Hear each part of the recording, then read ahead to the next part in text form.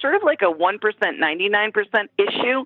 It's like, why do we still want to give all the money to the monopoly utility rather than investing in all sorts of kind of cool local choice energy situations? What happens when electric utilities agree to a low-carbon future, but at a massive price premium with little opportunity for customers to share the wealth with rooftop solar or community energy?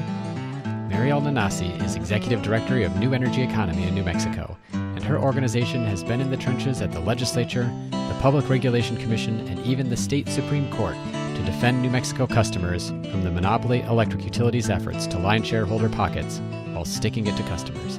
She joins me to talk about why we shouldn't have to buy off incumbent monopolies to get clean energy. I'm John Farrell, Director of the Energy Democracy Initiative at the Institute for Local Self-Reliance, and this is Local Energy Rules, a podcast sharing powerful stories about local renewable energy. Mariel, welcome to the program. Thank you so much for having me, John. So let's talk about the Energy Transition Act. This is a bill, Senate Bill 489 in New Mexico. There's so much here to unpack. I think if we were fair, we might call it some sort of Monopoly Protection Act in terms of the way that it removes oversight for the PNM, the large incumbent electric utility in New Mexico, under the auspices of advancing clean energy. There's so many different pieces here to try to tackle. Why don't we start with the one about money, because that's the thing that a lot of people pay attention to. First, the first thing is, and stuff that has been released by New Energy Economy, it sounds like this is going to be way more expensive than a competitive process for getting the state to clean energy goals. Yeah. So a couple of things. One is that there were some national securitization experts that actually came to New Mexico, and let me just say very, very, very quickly about what securitization is. Securitization is a Wall Street financing mechanism that essentially turns a deficit on a utility's books into an asset. And the way that it does that is by selling these failed assets to bondholders, and then the bondholders give the money right up front to the utility, and then ratepayers must pay that bond back over a certain period of time. In our case, it's 25 years at essentially a 4% interest rate. And so the deal is that in our case, the bonded amount will probably be around $1.3 billion, which is $400 million more than what it would cost under traditional rate making.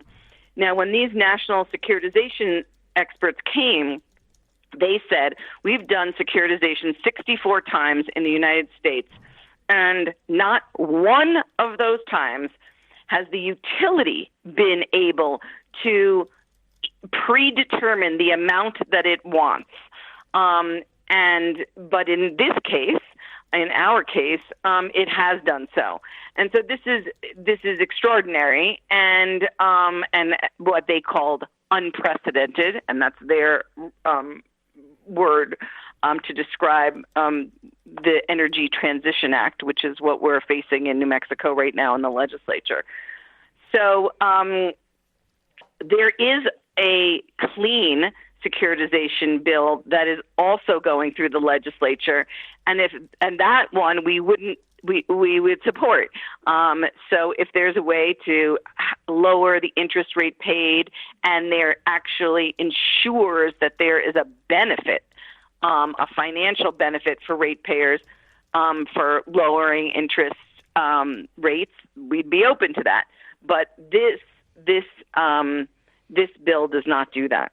So, Mariel, this is, I think, super important because this is a really obscure term that most people might think of the word securitization and draw a blank, and a small fraction might think of it in connection to the 2008 financial crisis, when securitization meant putting together a bunch of crappy mortgages and then giving them an A rating. And And yet there are other places in other states, and you mentioned this, there are ways to do this that can have benefits for the public. So I think Colorado actually has a bill right now or some legislation around this very thing. And the idea is we take an expensive, dirty power plant that is still on the utilities books, and we essentially like refinance it with public money, but at a lower interest rate than we would have to pay back to the utility. And in that case, everybody can win. The utility gets it off its books. They still get some money, but maybe not as much as they would have. And the public saves money because they're now paying at a lower interest rate. Is that how a clean securitization bill would work for New Mexico? Yes. And the other part of it is that first, the commission would determine the amount that the public is liable for. And that's a critical part. So in our case right now, under the Energy Transition Act, one of the big problems with it is that it predetermines how much P&M is quote unquote entitled to. But in the PRC or in the regulatory agency would determine that after a whole vetting process to see how much should the public be on the hook for to begin with. And that's one of the main issues. Right now, we have the best consumer protection agency that we've ever had in New Mexico. And so this is an end run around that agency and their oversight and scrutiny. So unfortunately, there seems to be variations on a theme. That kind of policy passed in Minnesota about a year and a half ago. A utility ran a power plant through the legislature instead of through the commission, probably out of similar concerns. It sounds like in addition to running around the consumer protection role of the regulator for securitization, though, there are other parts of this bill that are running around that normal process in terms of how you would replace that dirty energy with clean energy. Is that right? Yes, that is absolutely right. And that is another term, sorry, but it's about competitive procurement. But let's just break that down. And that means that when a utility wants to obtain new resources, whether it's specific, like they say, we want 50 megawatts or 100 megawatts of solar, or whether it's more general than that and just we have 100 megawatts and and it's an all resource request for proposals. And so they put out this request for proposal, and the utility can compete as well as independent power producers, and in our case, Pueblos. So Pueblos could come in and say, we want to bid in 100 megawatts and serve Albuquerque or serve Santa Fe or whatever it is where the load center is. And so, but PNM, of course, doesn't want to compete. They want to enlarge or enhance their monopoly. So not only are they going to get this boatload of money right away, but then they're going to take that money and then invest it in new resources. And when they put it in those new resources, some of which I think will be not wise, like more gas, but even if they invested in solar, evidence has demonstrated that when PNM owns the resource, it is 49% higher than if an independent power producer, produced that same amount of energy. That is astounding. Do you have a sense, I know that study was primarily around PNM, but do you have a sense of whether or not that kind of finding would be applicable to other states where, there's 30 states that have this kind of utility structure? Do you think it's common that the incumbent monopoly has such a higher cost for the power they provide when they own it? The thing is that most utilities get what's called a return on equity, and for all their assets. So let's say there's a solar plant. This is PNM's newest brainchild. They not only owned the asset and sold us the electricity, and it was a solar asset, and that's the one that we just, it's literally a case that I have pending in the New Mexico Supreme Court, and so PNM rigged a bid so that they could own it, and they ended up owning it and saying that that was the most beneficial for ratepayers. The hearing examiner sided with New Energy Economy and denied the resource, but in a sleight of hand, the then Public Regulation Commission, which was corrupt, overturned her decision, even though she was the only one who heard all the evidence and read all the briefs. Anyway, I don't want to go into the whole why they were corrupt, but what happened is that PNM not only makes money on the electricity that it sells us from that 50 megawatt solar facility, but then it gets a 9.575%, which let's just call it 9.5% return on the solar panels themselves, on the asset itself. And then their newest brainchild was they said, well, the land that the solar sits on is also an asset, and we want to get a 9.5% return on the land itself also. So that was another cost that they were going to, that was ultimately approved, and that case is on appeal in the New Mexico Supreme Court. And that 50 megawatts was 49% more costly for ratepayers than an independent power producer, 50 megawatts, that occurred like 4 months. There was a 4-month time span difference, and was also approved by the Public Regulation Agency. So that's crazy. So at minimum, the utility gets a 10% higher cost, but there is an incentive, a perverse incentive, for them to make as much money, because when they charge us more, they make more money. Oh, I feel like this is all just such a breath of fresh air in terms of describing how this system works in a way that for most people is very inaccessible and archaic. One of the other things that was brought up in the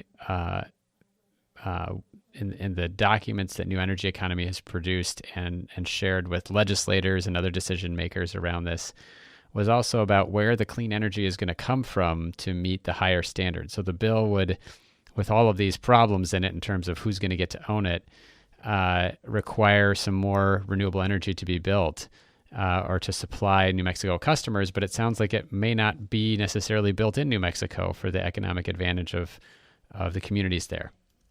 Exactly. So the one thing that we support in the bill, though there's some issues, is the renewable portfolio standard, and that was thrown in there. That's the trade that a lot of other environmental organizations made, which is you give us this higher renewable portfolio standard, and basically we will give you lots of money and essentially allow you to own all the replacement power and other things as well. And that was the trade that was made. And one of the problems in that trade was that the utilities said, well, we don't want to have to build all the renewable energy or buy the renewable energy from customers in New Mexico. We want to, for instance, be able to buy RECs, renewable energy credits. So literally the renewable energy could be built in Colorado or Arizona or Texas or anywhere. And then all the utilities have to do is buy the renewable energy credits associated with that actual energy production, but it doesn't even have to be in New Mexico. All right, we're going to take a quick break. When we return, we'll talk about the San Juan coal plant that's at the heart of this debate, 18th dirtiest in the nation. We'll talk about the alternatives to centralized monopoly-provided electricity and the failure of public oversight to protect the public interest as technology has enabled energy democracy. Hey, thanks for listening to Local Energy Rules. If you've made it this far, you're obviously a fan and we could use your help for just 2 minutes. As you probably noticed, we don't have any corporate sponsors or ads for any of our podcasts. The reason is that our mission at ILSR is to reinvigorate democracy by decentralizing economic power. Instead, we rely on you, our listeners. Your donations not only underwrite this podcast, but also help us produce all of the research and resources that we make available on our website and all of the technical assistance we provide to grassroots groups. Every year, ILSR's small staff helps hundreds of communities challenge monopoly power directly and rebuild their local economies. So please take a minute to go to ilsr.org and click on the donate button. That's ilsr.org. And if making a donation isn't something you can do, please consider helping us in other ways. You can help other folks find this podcast by telling them about it or by giving it a review on iTunes, Stitcher, or wherever you get your podcasts. The more ratings from listeners like you, the more folks can find this podcast and ILSR's other podcasts, Community Broadband Bits and Building Local Power. Thanks again for listening. Now, back to the program. I feel like we've covered a lot of the issues with this bill. The fact that it's a sweetheart deal around securitization in terms of letting the utility decide how much money they would get back. There's the sort of predetermination of prudency, to use the technical term, but basically saying that the commission, the regulators, don't get a chance to review the cost of these renewable energy systems the utility would build. What's at the center of this? This is about a big coal plant, right? That is kind of at the heart of this, that the utility has owned for a long time. And tell me a little bit more about that. So this is one of the dirtiest coal plants in the entire United States. I think I saw a while back a study that said it was the 18th dirtiest out of 500 coal plants at the time. So it's a pretty bad plant. And those, toxic the stacks are hovering over, not entirely, but mainly Navajo Nation, which back in the 60s, the Nixon administration labeled a energy sacrifice zone because there was so much uranium mining and so much coal production there. And they have really borne the brunt of disproportionately of our electricity usage. So it's spewing there 300 miles away from Albuquerque and Santa Fe that have some of the cleanest air in the country. And you might have heard there is a methane cloud also over that same area in the Four Corners that they say is the size of the state of Delaware. So, and the San Juan mine, the mine associated with the San Juan plant generating station, is the second greatest methane emitter in New Mexico. So it's a very dirty plant. And people might have heard that there was a new report that just came out a couple of days ago by Earth Justice that talks also about that most of the coal plants in the United States are leaking coal ash into waterways. And that, we believe, is also happening at the San Juan generating station. So this is a toxic waste dump. And it's costing customers right now today more in electricity than renewable energy, because we have abundant renewable energy resources in New Mexico, and yet PNM and the other and one of the other investor-owned utilities, El Paso Electric, has very little actual renewable energy in their energy portfolio that produces electricity for us. And so this plant has been the target by environmental organizations for 10 years or more to try to close it. And so we're really glad that it's going to be closing. New Energy Economy, the organization that I run, fought extraordinarily hard to close it back in 2015. PNM took the position that we'll close half of the plant, but we'll have the plant continue indefinitely. And then 1 year later, they agreed with New Energy Economy and said, you know what, actually it's not cost effective. You were right. And we should close it down in 2022. And so we're glad that it's closing down. We wish it was earlier. If they had in fact closed it earlier, we would have given them 100% of their, quote, undepreciated assets. So that's like another huge wonky term. And what it means is essentially like they have a mortgage, like you have a mortgage on your house, and you start paying it on day one, and on the 30th year, you own it outright. And, even if the house costs $350,000, it might ultimately, with all the interest, really be costing you $800,000. But you have that time, you have that 30 years to pay it off.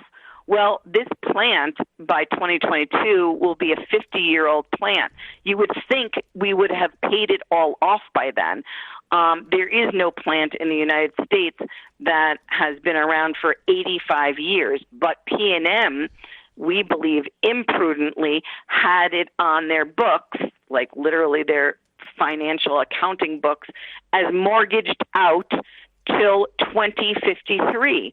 And so they said, well, if we close it in 2022, we still want all the money that we were going to collect from ratepayers between 2022 and 2053. Well, that's essentially 31 years and more of collecting from us. But we will receive nothing, zero, not a kilowatt of electricity from that, and yet they want to get the money from us. And so that's another part of why we would rather have this fight in front of the Public Regulation Commission, because we could say, hey, in 2015 you said this plant was cost effective, and now you're saying, no, it's got to close really soon, but you still want the money. And it would have been one thing if we had paid you back for everything in 2015, but now you extended it and you've invested more in the plant, and we don't want to pay that, and that's unfair. And there's a law that is not only New Mexico law, but is pretty standard regulatory law in the country, that says when there is some kind of burden, financial burden, like this, or like an unexpected boiler breaks or something like that, and it's a lot of money, there's law that says there should be a sharing of the burden between investors and ratepayers, which kind of just makes sense. And then sometimes that's just straight up determined as a 50-50 split. And sometimes after a hearing, maybe it's 70-30 or 20-80, depending on what the situation is.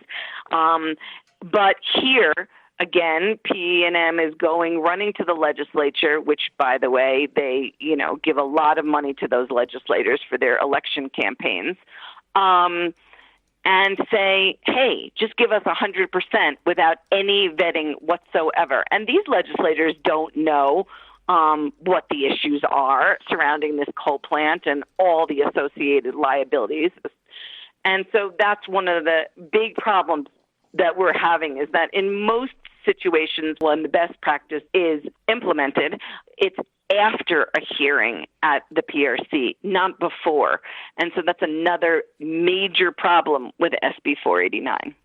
So I don't want to cut you off because there's so much in this bill that is a problem, but I'm also interested in having you talk a little bit about the community solar policy that's also been introduced in the legislature, both interested in how that policy is going and what that might do differently as well. Is there anything else, though, that we should know about this Energy Transition Act? Just as a warning, I wanted to mention, actually, I was going to do this earlier. This bill reminds me a lot of one that has been introduced in Minnesota. It's under the title Clean Energy First, but I think its full name should be Clean Energy First, Shareholders Second, and Customers Last, because it has the exact same kind of language that you've raised as a concern about utilities getting to own all of the replacement energy for the stuff that they shut down. without any competitive bidding. And given the price premium that PNM charges, that seems like that would be similarly problematic. So is there anything else that we should know about this act? Yeah, I just want to just comment on that because that's really beautifully put and succinctly put by you. I think the thing is that we're at a unique moment in the provision of energy, and that is that it used to be that there would be centralized energy, huge coal plants or gas plants or nuclear plants, and then there would be wires, those huge transmission lines that transmit it from where it's produced to what we call the load center, so the big cities, essentially. But now we have a new way, and the new way is that we can have distributed energy, especially in a place like New Mexico, where we could put up solar next to the biggest cities, or we can even put wind, but much closer to where actually the load centers are. And so to double down on the old way, which is centralized plants, it's sort of like, yeah, dial-up telephones were great compared to calling an operator, but no one who has a cell phone today would ever want to go back to dial-up. And essentially these bills that double down and increase, enlarge, enhance, exacerbate the utility monopoly structure, cheat the people of lower cost, decentralized energy. And the reason why this is so important is because it's sort of like a 1%, 99% issue. It's like, why do we still want to give all the money to the monopoly utility rather than investing in all sorts of kind of cool local choice energy situations? So in that way, I can just now go into the community solar really quickly. And that is a structure, I think that, you all have the best community solar bill in the country, and we really look to you for that and modeled our community solar, and I think enhanced it, even made it even better. And so if this community solar bill gets passed, it probably will be the best in the country, and hopefully we'll have a lot of investment in New Mexico to do it. And that is, community solar is essentially what rooftop solar is, except that it's not on your premise, and it aggregates many different subscribers, and those subscribers buy subscriptions to the extent that they need that electricity. But all of the subscribers together can buy solar for cheaper. And so our solar bill allows up to 10 megawatts, and that's particularly good for cities that want to do solar for low income, for businesses. And I think that probably the two entities that would benefit the most are low income and businesses, because those groups are the most sensitive to price volatility and electricity rate increases. And so this would be a hedge against rising electric utility rates. And it's gone very well. It's passed the House. It's passed its first Senate committee. It's going to its second Senate committee this coming Saturday. And then I think it will be, go to the Senate floor. And that will be a real benefit to local communities, to businesses, to low income, to cities that want to produce and sell solar itself. And instead of literally sending the money to the investor-owned utility, which goes ultimately to Wall Street shareholders, that money will stay in the community and will be repurposed. And so especially for pueblos or cities that do this kind of work, then the money that's generated from the community solar, they will literally have more money to spend on other community needs, whether that's healthcare or homelessness or all the other problems that we are facing. So, Mariel, I just want to thank you so much for talking with me. I wanted to leave you with a chance to just reflect on this Scott Hempling essay that I've been sharing around. The title of it is "Commissions Are Not Courts and Regulators Are Not Judges," as you probably know only too well, as you are in front of the New Mexico Supreme Court after having a frustrating experience trying to get good outcomes from the regulators there. But what I thought was most interesting about this was the way in which he has this one sentence in his piece where he says that the scatter plot of private interests appearing in a proceeding, talking to regulators, that this assumption that they will display some pattern from which regulators can determine the public interest. And what he's essentially saying there is that regulators who think they are judges are assuming that everybody who gets to come and participate in those very complex and opaque legal proceedings is sufficient to determine what the public interest is, even though it's very difficult, as you well know, to participate in a Public Utilities Commission process, and that the parties that are involved have a lot of self-interest and not the public interest. So I don't know if you have any further thoughts on that, but I just thought that essay was a terrific description of the problem that many commissioners have, seeing themselves as somehow sitting between the public interest and the private interest rather than representing the public interest. Exactly. I read that essay, and I think that's a very keen and nuanced understanding of the situation. I mean, those regulators, in our case, it's called the Public Regulation Commission, and so they're supposed to be regulating on behalf of the public. And I was thinking last night, what really has been sacrificed here in New Mexico is the common good. And, that's what we've been seeing, and that's gotten us to this moment of both a climate crisis and a crisis of income inequality.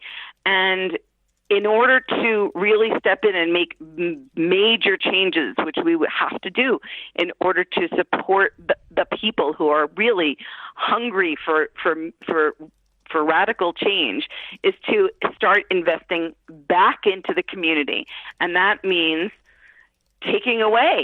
removing the license of these monopolies to run ramshot over our environment, our health, and our economy. I can't think of any better way to have concluded our conversation, Mariel. Thank you so much for taking the time, and best of luck in your fight against this terrible bill. Thank you so much, John, for everything that you do and for talking with me today. This is John Farrell, Director of ILSR's Energy Democracy Initiative. I was speaking with Mariel Nanasi of New Energy Economy about why we shouldn't have to buy off incumbent monopolies to get clean energy. You can hear 2 other interviews with Mariel in our local Energy Rules archive about her work with the City of Santa Fe to explore local solutions to the utility's reluctance to embrace affordable, renewable energy. In our 2016 interview with Mariel, for example, she notes how poor public oversight of the monopoly resulted in the utility's earnings rising 461% from 2008 to 2014, even while the area's median household income fell by 6.4%. For more information on the battle for energy democracy in New Mexico, sign up for updates from New Energy Economy. While you're at our website finding those other interviews with Mariel, you can also find more than 70 past episodes of the Local Energy Rules podcast. Until next time, keep your energy local, and thanks for listening.